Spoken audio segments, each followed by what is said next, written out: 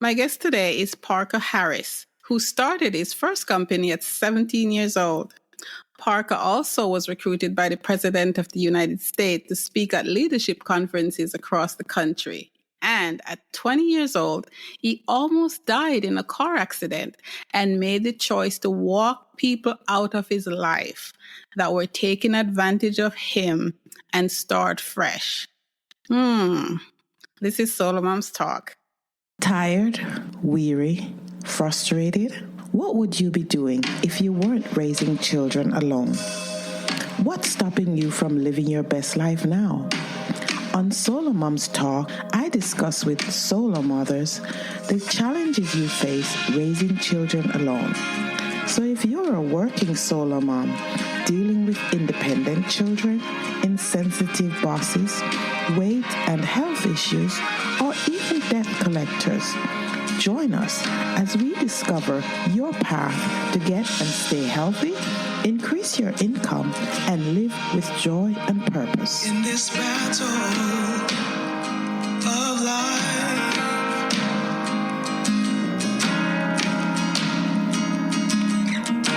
it's hard to keep your head above the water. So win this fight. Although this podcast was specifically created for solo moms and to curate the stories of solo moms globally, I also wanted to include helpful tips and strategies for solo moms to live more joy-filled lives. And it's for that reason that I interview experts like today's guest, whose personal experiences and wisdom can help you in your everyday life. Welcome, Parker. Thank you, Rosemarie. Okay, so I really appreciate you coming and talking to me. For me, it's the middle of my day, but I understand it's the end of your day, so we'll make this snappy while giving value to good. our audience. Yeah, okay. I have a number of calls scheduled after this, so oh, wow. we can go as long as... Okay, I appreciate you. All right, so before we get into it, tell us, who is Parker Harris? Who is Parker Harris? So I really think of myself first and foremost as a leader. That's something that I've always valued. And I'm someone that likes to create value for other people. And I started doing that in a nonprofit at an early age. I was really involved with the YMCA and some after school programs and just different nonprofits. And then I started getting really interested in politics. And then I found out business was the place where I could add the most value. And I started trying to solve different problems in health. Initially was the company that I started in 17 was a nutrition and health company. And over time, I invested a lot into different personal development experiences, professional development experiences, and I noticed a lot of return from those investments of that time and that experience. But I think at the end of the day, the most valuable thing I got from those, putting myself in those different spaces or different experiences, was the people that I met. And I was fortunate enough over time to really be careful to curate who I brought into my life and made part of my inner circle. And, that has been a really good decision for me, and is something that I now do full time is create a mastermind for entrepreneurs and executives to come together in a confidential environment to share different ideas, opportunities, and challenges, and get support, and also be challenged by the other peers around the table. And so that's what I facilitate and lead is my main focus professionally. Okay. All right. Thank you for sharing. And we will get into more about your work and what you can do for someone in our audience. So thank you for sharing that personal stuff. Now, when I first started SoloMoms Talk, I hesitated to interview men because I'm like, what do they have to offer women? But I've learned from experience that we're all human beings, and our human experience is what connects us. So, my first question to yeah. And So I my don't mean to interrupt you at all, but I think it's also like we all had a mother too, and I think right.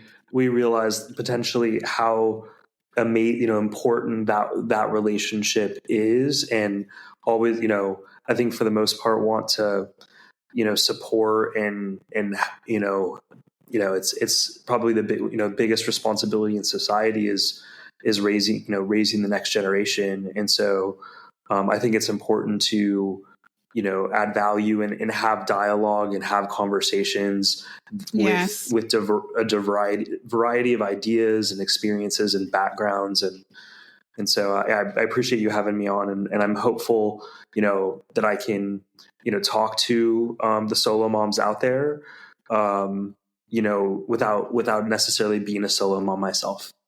Yes, of course. We're not in a silo. So yes, of course. Thank you for coming. Okay, so my first question for you today is tell us about the importance of walking people out of your life. Yeah, this was something that wasn't natural to me. Growing up, I was an only child, and I was always looking for friends, and that cliche best friend, and even brothers and sisters that I could have that like familial bond with, and for I switched schools a few times, and for a variety of reasons, it was more challenging to find this in different environments. And especially within school, like it wasn't a great experience for me. But outside of school, I found different avenues for it. But this was before social media, so it was more challenging to stay connected. Yes. And eventually, over time, I found myself in relationships that really were not healthy, were not serving me, and looking back, I was being taken advantage of in a variety of different ways. And I decided after that car accident that you mentioned and different experiences that happened that I needed to make a shift, and these people weren't going to be part of that shift, and to confront that. And in the situations that I was doing it was more like friendships or just different relationships, where I would literally go on a walk and tell the person like, hey, I'm going to be making some changes, and that's going to require me to be spending less time with you, and I'm making a choice to walk you out of your life. And I think in those conversations I probably cried more than they did. Yeah. It was definitely an emotional conversation, and for the most part it was safe and healthy, which I'm grateful for. And I noticed several of those people ended up making changes in their life later on over some timeline, and re-entered my life at some point. But it was a period of time of creating space and new standards for myself, and over time, it's I think it's again part of that leadership thing, right? It's like when you're leading, you have to make decisions sometimes that are unpopular, but that are authentic, and sometimes that has a way of coming around, especially if we have our own best interests at heart, and other people's best interests at heart. Yeah, for sure. And I like that idea. I like the concept because it's something we struggle with as solo moms. And I think it's something we struggle with as humans, as you say, if you come from a big family and there are always a lot of people around, you want to run away to quiet. But if you're not used to it, and you're alone all the time, you seek out relationships, and sometimes those relationships aren't necessarily good for you. And we have to learn, like you did, how to extract ourselves from them so we can grow as people. So thank you. Yeah, I think there's this element too of like, what are we really fearing? Like, what is the fear around the choice of walking someone out? And I think it's almost like deep, primitive, like primal around, like it's like tribal, right? Where it's like no one wanted to be thrown out of the tribe. Right. but I think it can be, it's the path less traveled in a way. But there's so much power in surrounding ourselves with people that add value to different parts of our lives, even if it's just making us laugh or there's like a joy component.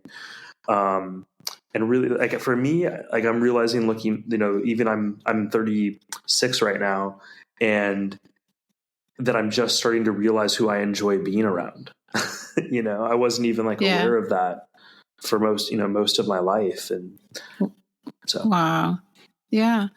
Okay. So during the time you discovered that you probably need to make some changes in your relationships, did you do some kind of work on self-awareness? Did you work on who you are as a person before you came to that decision?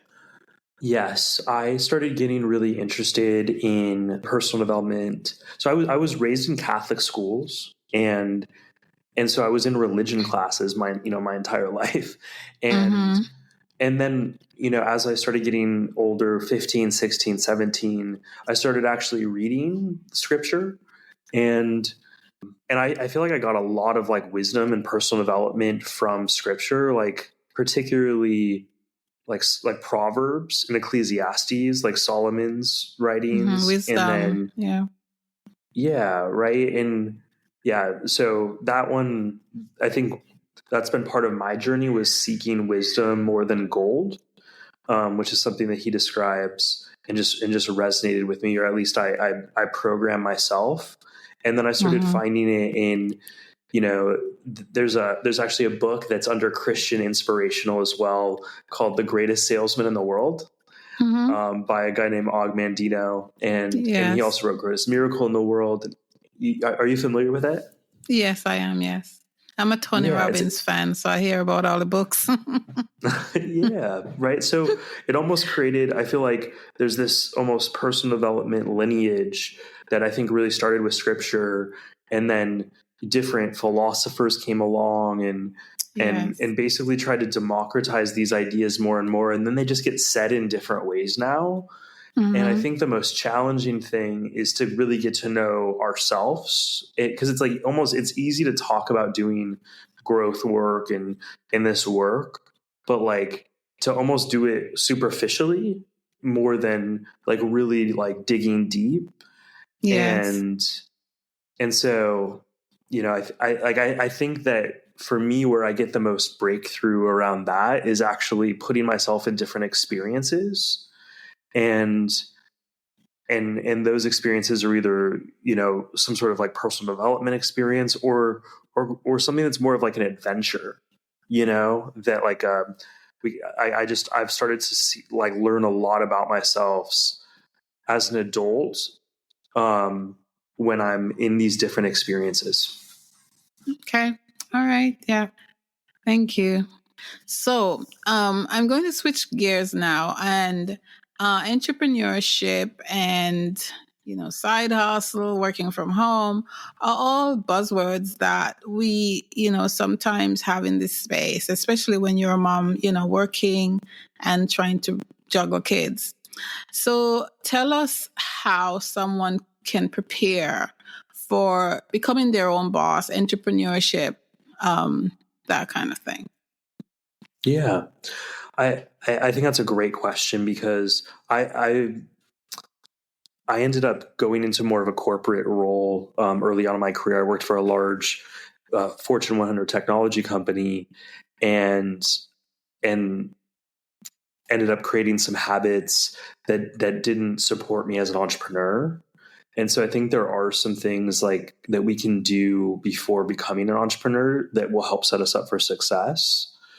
And I think two of them that come to mind right away is around our beliefs. And I think particularly the belief is like finding joy and adding value to other people is a really powerful belief to have as an entrepreneur, because essentially what it's really about is like solving someone else's problem and adding value to a person is the basic premise of entrepreneurship. And then another like foundational piece, and it kind of involves like the identity conversation, like who am I, who is Parker Harris, who is Rosemarie Francis, like that, like the identity that we have for ourselves and the story that we're telling ourselves. And I think many people are unconscious about that story that they're telling themselves. And it was almost written when they were like 5 to 7 years old, when they weren't really choosing that story, and potentially that story doesn't serve them. Yes. And basically doing the work to identify what that story is and to rewrite that story. Yeah. That's an interesting concept, because when we think of being an entrepreneur, we think of, I have an idea or a passion, and we think about banking, and we think about, income and revenue and expenses. And we seldom think about what you just talked about, how to prepare as a person, and your mindset has to shift, which I think is why a lot of entrepreneurs fail, because of not doing what you're talking about. So I do appreciate that. And I wanted you to touch on the mindset change that we need, particularly, apart from all the other stuff that we need to do, tangible things that we need to do. What one mindset shift that you think could improve our success as entrepreneurs? Yeah, there's two that really come to mind that I think are, I think there's a lot of different conversations around this that are really powerful, and it's almost like a sequence. Like everybody is like a very complicated, Yes. so it's not like a one size fit all thing, but I think we can't go wrong if we learn to love doing the work, like learn to love actually doing the things that create the success versus the success itself. Like not being so focused on like the money or the outcome, but actually the process, because entrepreneurship is probably the hardest game. And it's such a hard game in that the problems never stop. It's almost like it's this thing that creates problems and we're paid to solve those problems. And so I think, just knowing that and being patient, because it's almost like being an athlete. Maybe the dynamics are a little bit different in that becoming a professional athlete, the failure rate is a bit higher, right? It's like 1 in 100,000 or 1 in 10. Like it's so competitive. And business is also really, it's like, and also being an artist, right? So it's like an artist, an athlete, and an entrepreneur all understand rejection and failure in a very visceral way, because there's just no way to go on that path without experiencing that a number of times. And usually, like, we always hear Michael Jordan got a cut from his high school basketball team when he was a sophomore. And I think there's just so many examples of greatness where there was a major failure or a series of major failures that creates a certain relationship with pain that allows it to almost become like not personal, like depersonalizing it. And I think if we take things so personally in business and in life, it can create some tension. I can feel it, it can create a tension that maybe doesn't allow for like the longevity of like thinking long term.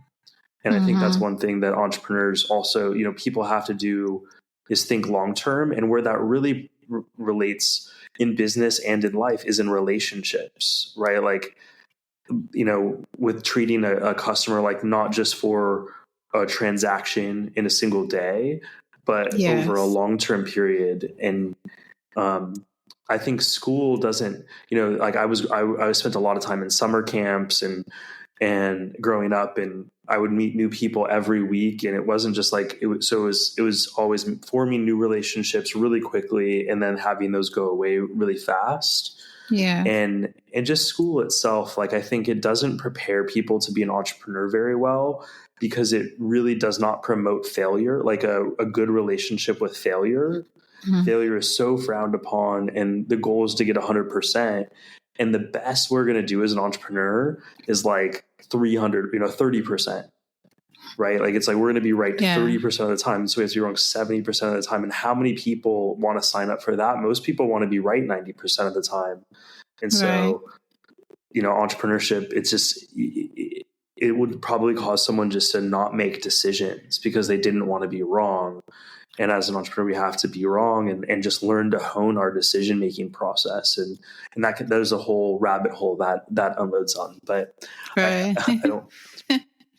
Yeah, it's okay. Yeah, thank you very much. And I think the longevity will probably come, more if we focus on the two things you talk about, is serving your customer, right? And I forgot the other one. Sorry. But if you serve your customer and, let's focus on, I gotta make money, then it's better. It's a better way to go and to achieve success. I believe from what you're saying. Yeah, it's a competitive advantage. Yes. It's a competitive advantage to actually want to because there's always going to be a place for someone that wants to solve someone else's pain. There's always an opportunity there.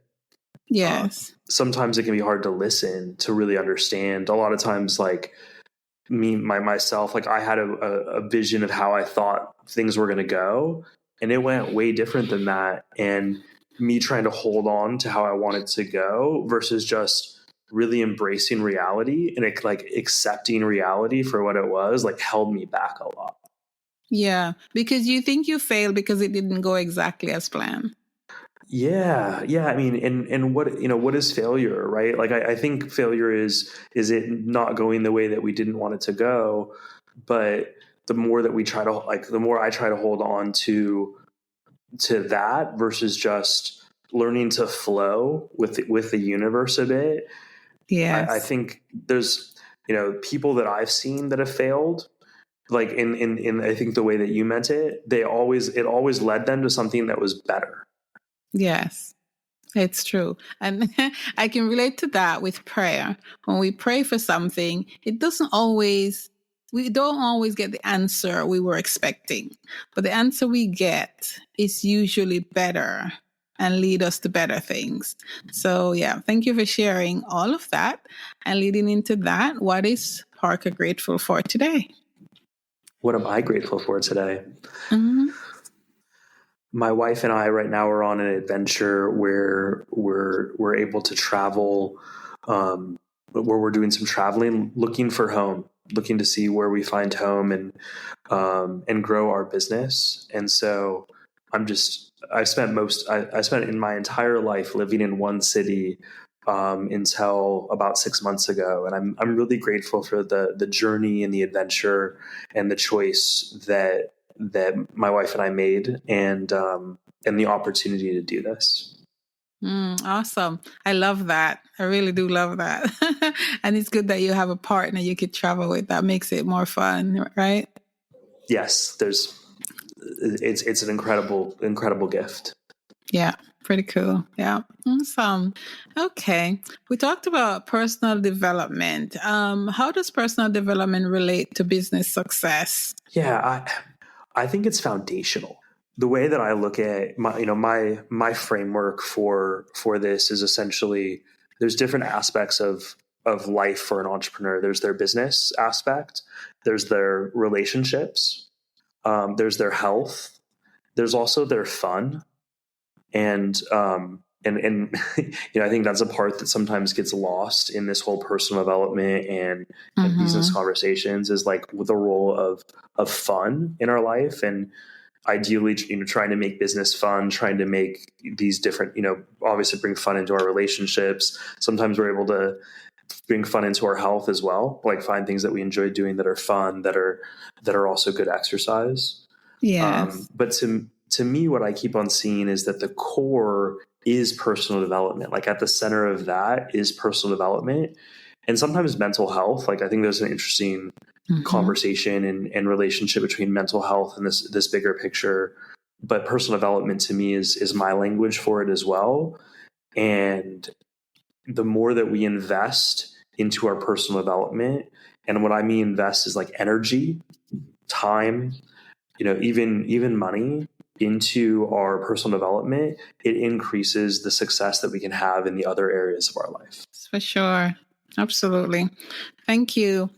All right. So I have one more question. Well, I have two more questions for you. But before you share with us how you can help someone, like share your work, I also wanted to ask you, moving on from the personal development, how can someone develop proper work-life balance? Because it's one of those buzzwords that we're throwing around quite a bit, and then it was poo-pooed, and but we know it's real. So tell us about that, and how can someone create that work-life balance? Yeah. I think this even relates to your last question around personal development, and I wanted to kind of add a little bit to kind of that to be more specific on, I think, on what your question was. So you might have to ask me the question you just asked me again. But I think some of this, like a foundational piece to this, also involves something called like having a growth mindset. There's a book written called Growth Mindset that was, I think a bestseller and was very popular. And it essentially outlines it's a binary principle, which there's, I think, very few things in life that are like specifically like a binary principle or binary options. But to me, this is, do you have a growth mindset or a static mindset? And so I think if, part of entrepreneurship and personal development and this whole kind of game is the willingness to grow and evolve as a person. And that sounds all fine and good, but usually that requires pain and discomfort. Like that's the part of growth and evolution that doesn't get like talked about, I think, as much as like this is a really uncomfortable process. And so we have to become comfortable in that discomfort to personally develop and evolve, as well as to grow a business and lead a team. And I think even, probably leading a family, like is probably, I think it's very challenging and probably painful. And there's some punches in the guts, but it's like rewarding and worth it. So that growth mindset piece, I think, is essential. And then one thing that I'm learning more about that I think is like that I use a lot is turning negative emotions into useful, like into power for myself. There's so much, energy in a negative emotion. And rather than hiding from that, escaping or numbing, like using that negative emotion to help me create what I want to create, to create change. And I think it goes back to the story piece, is like usually that negative emotion is because there's a story, like we're telling ourselves a story, we're triggered, and there's this larger story that we're maybe not even aware of. And so I think learning to harness negative emotions for our own benefit is something that there's a lot of opportunity and leverage in from a personal development conversation. That's pretty cool. I'm really glad I we got together to do this interview. Continue. I'm sorry. No, I appreciate that. Likewise, I can nerd out on this stuff. Like I think one of the most powerful ideas is like the power of accurate thinking. One of my favorite books says that the biggest enemy to evil is the power of accurate thought. And that really struck me.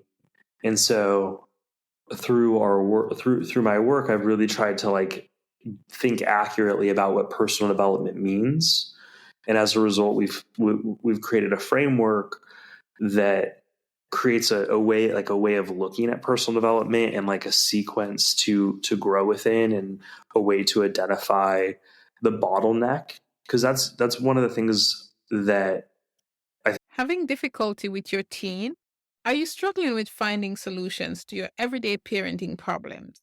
Being a solo mom can be tough. I know. With all the things you juggle mostly for your children, you're left with very little time for yourself. It can be hard to see your way out from where you are currently. But what if I told you that you can change your life and the lives of your children? As a Christian solo mom of 3 adult sons, I know firsthand some of the challenges you face. But I also discovered that when I shifted my mindset, I was able to transform my life in some amazing ways. Hi, I'm Rosemarie, your personal confidant and mentor. I invite you to connect with me and take the first step towards transforming your life. Together, we can work to find solutions to your ongoing challenges and create a life you desire for yourself and your children. And no, this is not about fixing. This is about us working together to achieve your goals. So if you're ready to take the next step to empower yourself to transform your life, click the link below and sign up for a free consultation call with me. I look forward to hearing from you and helping you on your journey to becoming the best version of yourself. I think is relevant maybe for this discussion is the importance of being able to identify like the bottleneck. Like, what is the challenge? Is the challenge, in business? Is this a marketing issue? Is this a sales issue? Is this a strategy issue? Is this a product issue? Like, is this a team issue? Is this there's a lot of different issues that can come up in a business, but it's the same on the personal development side. Is this, Simon Sinek's really popular as this idea of like start with why, right? And so, like understanding our why is part of it. And I think single moms can probably viscerally know why they're doing the game of entrepreneurship.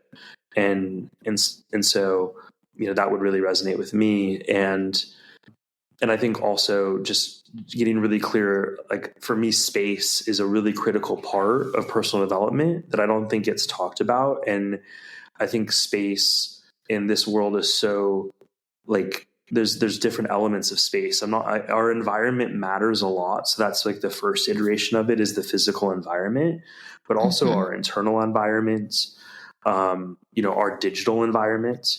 There's so much noise, and so many things that we can let in, and really taking ownership of our time, our calendar, like those pieces.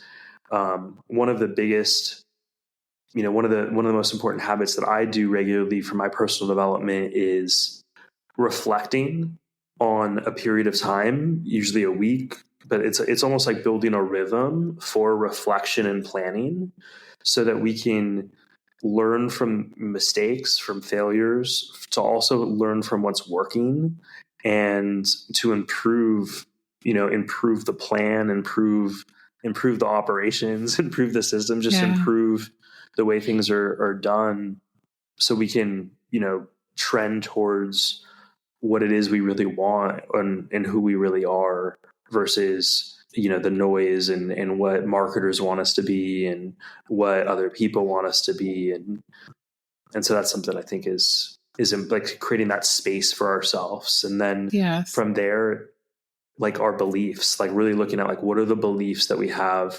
and which one of those, like, is there beliefs that don't serve us?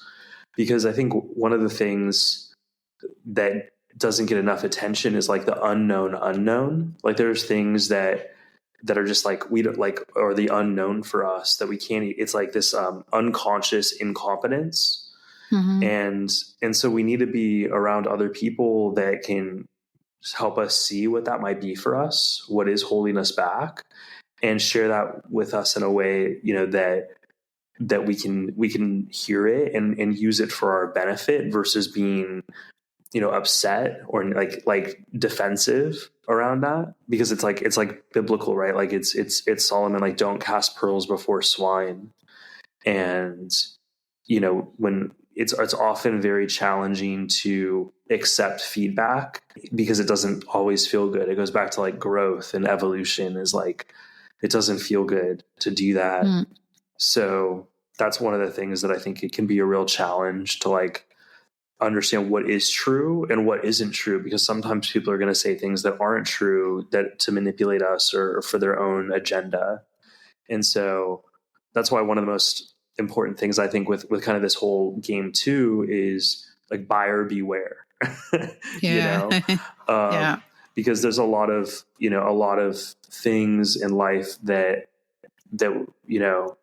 isn't what it seems, maybe, right? Or that person doesn't have our best interests at heart. And so I think we need to like trust but verify, and really do research too. Try to solve our own problems first, and then find people that can help, and be willing to invest and make some mistakes. But I think at the end of the day, like one of the hardest things to figure out is like, what is truly the question that we need answered? Like, what is the question that you would invest $100,000 to answer? Yeah. Or 10,000. Like, what's a question you'd invest $10,000 to answer? Like, if we don't have those questions, then it's very difficult to answer them or get them answered. Yeah. Oh, wow. Thank you. A lot of what you say is relatable to business and entrepreneurship, but so much of it resonates with someone who's been through divorce or, a bad relationship. So I appreciate your knowledge and your skill in delivering, some real good, juicy benefits to our audience. Now, because of that, my pleasure. Yeah, sure. I understand you have a business. And so tell us about your business. Tell us how we can reach you, including, your social handles. Yeah. So I run a mastermind for entrepreneurs and executives called Junto Global. Our website is junto.global.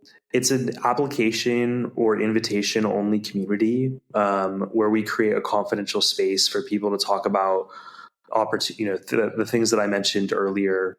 And if we could be of service to any of your audience, I would be honored, or it'd be my pleasure.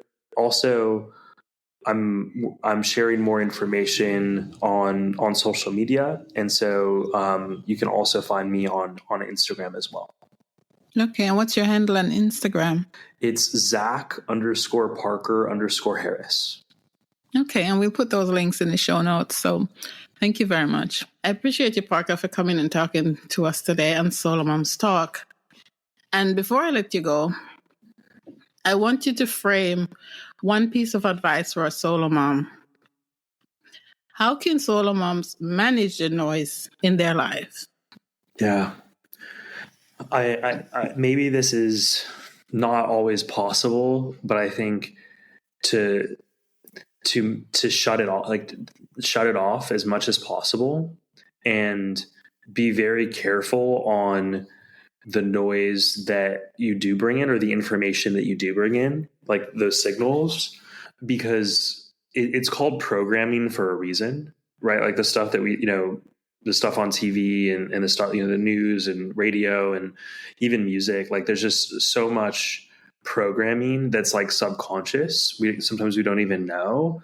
And for me, like I haven't seen a commercial in like 6 years, 7 years, at least, like, one on television. And it's interesting to like even jump in like an Uber or like a cab when they're listening to the radio and hearing ads and just feeling how manic that energy is. So like, it almost like, gets me into like fight or flight state versus like a resting state where I can actually like think like with my prefrontal cortex and like think long-term. So more and more, I think there's so much more value in just breathing and just like learning to connect with our own thoughts, journaling, meditating, going on an experience. It doesn't need to be expensive. Like it can be a hike or like a walk or jumping in the water, something that, gets me out of my head. Like I think the more that we get out of our head and just like make less decisions, which I think, I see for a solo mom, like there's probably a lot of decisions that need to be made, a lot of like micro decisions and also some, big decisions and probably medium decisions. And so limiting the the other stuff that comes up, because it's amazing what happens when there's silence, like when I'm just in silence, and like that question that I'm asking myself, usually the answer pops out of nowhere. Yeah. And so I'm not dogmatic about it. Like I do, watch like shows, and I do watch movies, and there are different messages, but I try to find the lesson in them and like apply that lesson into my life.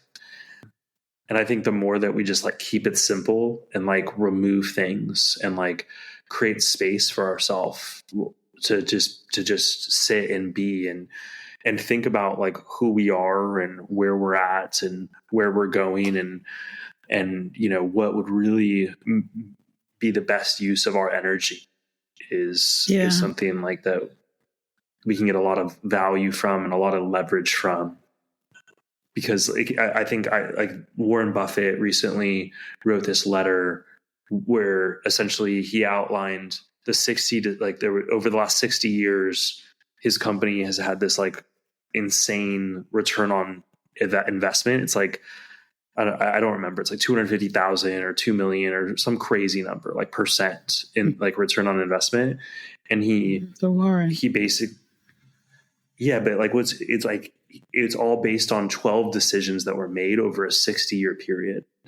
And so it's like, it's making like this good decision every, 5 years.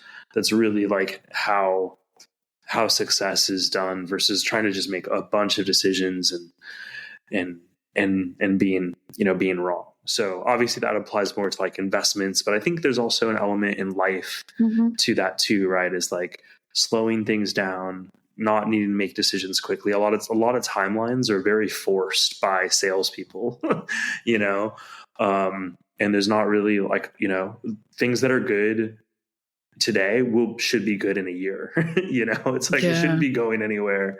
And that's something, my wife and I have known each other for 10 years now, and we got married like 9 months ago. We're coming up on our 1-year wedding anniversary. So we were dating for a long time and in a relationship for a long time, and really got to know each other. And we're still it's amazing. 10 years later, we're on this adventure and we're getting to know each other in new ways. And so I don't think that ever ends, but I think most of the time it's easy to be in such a hurry to want that instant gratification. But if we can like think long-term, be patient, that's how business, success is done. That's how good personal relationships are built. That's the same with health too, right? It's like, it's not about looking good for the summer. It's about being able to, be healthy for our grandchildren and great grandchildren, like for that long term. So, I think that could be a real challenge, is to like shift from instant gratification to like long-term thinking.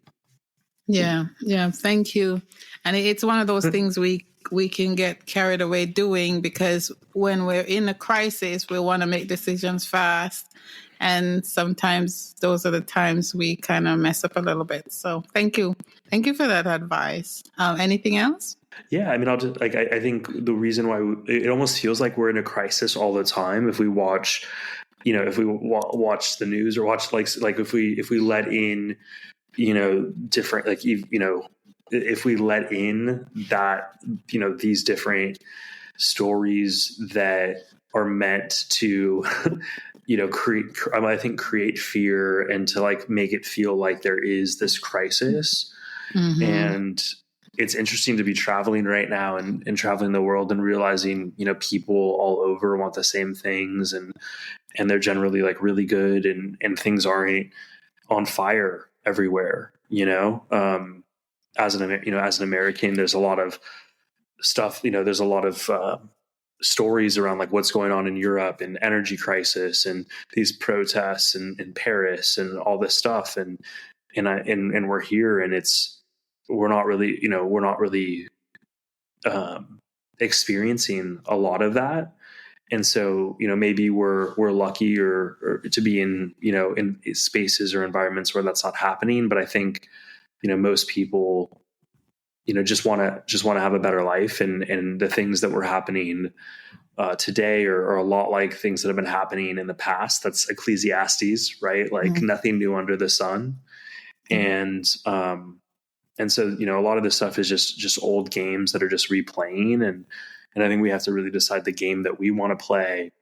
And Simon Sinek wrote a book called The Infinite Game. And I really would recommend it. It's something that hit me hard it's again, like, this is a game that doesn't have a start. It doesn't have an end. It doesn't have any rules. And there's an infinite amount of players. And that's very complicated, but it allows for long-term thinking versus like, a football game or a basketball game or baseball game. It's like, it's a finite game. We know what the rules are. We know when it's over, we don't know when it's beginning. But if we can really show up in relationships to add value to other people, then it creates this really interesting, like, give and take that can create some really cool rewards. And so, like, that's one thing that I'm learning as I'm reflecting back on how I could be very short-sighted in the past, and how I really want to learn to think about what other people's point of view and what they need. And I think single moms might be really naturally good at that. And I think there's a lot of power in that mindset, but we have to balance it again with our own needs and our own self-interest, and learning how to communicate what we need. Because I think that's a challenge that I even have is like, I'm not good at communicating, my needs, and therefore it's very difficult for anyone to even know what they are or to help me solve them. So I find truth is often paradoxical, and like two conflicting ideas that are coming together, and we need to be able to like stand in that paradox versus, lean too hard on one side of that or like judge one side of it. Because that's really easy to do. It's hard to see both of those point of views and like understand where truth is. Yeah, I really appreciate it. I enjoyed this conversation, and I really think that it's a big benefit to our audience. And I thank you, Parker Harris, for coming and spending so much time with us. I appreciate you. Rosemarie, my pleasure again. Thank you for the great questions and the preparation, and let me know if there's anything I can do to support your community or add value to your community. I appreciate what you're doing. Sure, absolutely. Thank you. Got questions about podcasting? Do you find yourself struggling with the tools and strategies that will help you launch and grow your show? Why not join the New West Podcasters Club, where you can get your questions answered by me or one of our guest experts? The link to our next meeting is below. Sign up today and don't let confusion about podcasting stop you from owning your genius. Whether you're an individual or a nonprofit, the New West Podcasters Club is where podcasters come for answers. Link below for our next meeting. Thanks for listening. Are you still setting New Year's resolutions only to ditch it halfway through January? Or are you struggling to keep up with life because it seems you've lost control? Sign up for Successful Goal Setting Strategies for Solo Moms and let me walk you through setting up a plan for your life based on your birthdays. Join the waitlist below and put a plan in place so you can have joy in the middle of life's chaos. Remember, you're not alone and you don't have to parent in silence.